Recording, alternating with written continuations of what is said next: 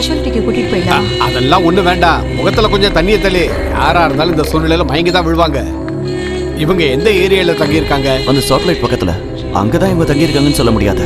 அது ஒரு local lodge, ரொம்ப லோ கிளாஸ் மாதிரியான இடம்.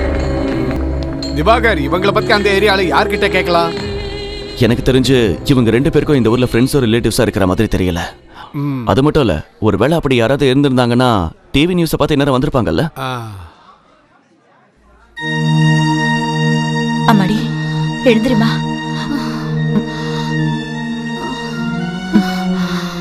இப்படி கூட பிரியா, இந்த தண்ணியை குடி. ஊர்ல யாருக்காவது சொல்லணுமா?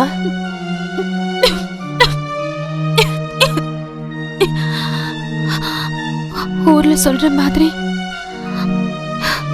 எனக்கு யாருமே இல்ல.